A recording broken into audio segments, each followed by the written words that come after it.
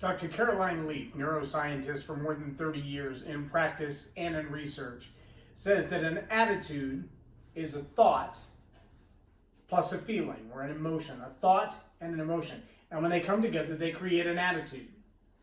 And I'm going to tell you right now, I'm firmly convinced that one of the biggest challenges facing our culture today, with people of any age, is their attitude. Welcome to Leading Leaders Podcast, 5-minute videos, 5 days a week.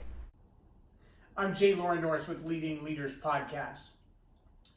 I spend a lot of my time coaching and teaching around the subject of story. And here's why.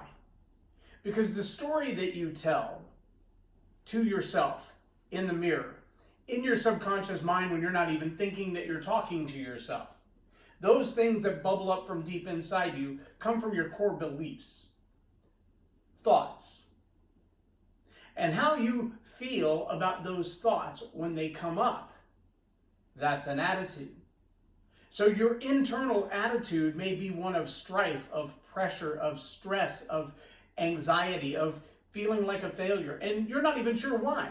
You can look at your life and realize everything's going along okay, but I still feel like I'm not making the progress that I want to make. Now, you can have a conversation with someone who's spent some time in jail, or someone who's spent some time at gangs, or someone who's been raised without a father in their life.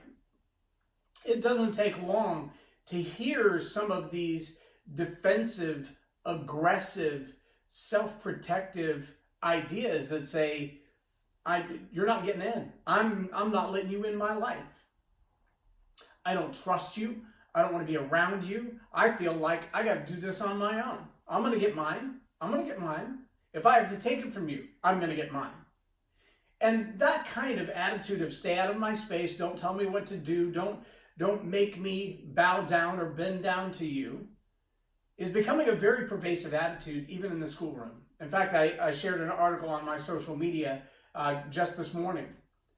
The state of Alabama, and Mobile County specifically, they've got teachers that are lasting in the classroom less than 2 months because the attitude of the kids in the classroom is so disrespectful, so disengaged in the education process. They come and they hang out in the classroom. According to the article, they hang out in the classroom like they're hanging out at home. They're just walking around the classroom, yelling at each other, starting fights, ending fights.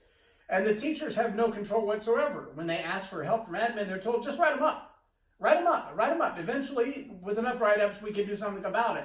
And if that doesn't work, write them up and call their parents. And the teachers are thinking, well, when does that change their attitude? Writing them up hasn't worked so far. Calling their parents hasn't worked so far. That attitude comes from home to the school with them. How do we get past that?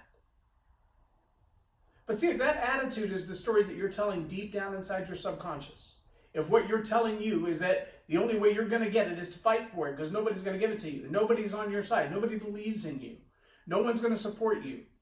If that's the attitude that's driving you, whether it's in the classroom or in the streets or in your job, your focus is always going to be on self. Your focus is always going to be, how do I get what I want? How do I get what I need? How do I get ahead? And that is a very self-destructive attitude. It's not only self-destructive because of the way it impacts the culture and society around you, but it's self-destructive because it will destroy your health. People who live lives stressed out and hateful against people around them because they feel like everybody's trying to take from them, and they feel that way because, well, they're trying to take from everybody else. If you believe that everyone and everything is against you, your body's going to react to that with things like high blood pressure and hypertension, which leads to chronic inflammation, which leads to all kinds of diseases and brain damage and heart disease. If that's the way you want to live your life, then carry on with the attitude you have right now. But if you think I'm onto something and there might be a challenge in your own life with the attitude that you have because of the story that you tell yourself, ask yourself this question. If that's the story I'm telling inside my head, what's the story that's coming out of my mouth in job interviews, in sales calls, in relationships?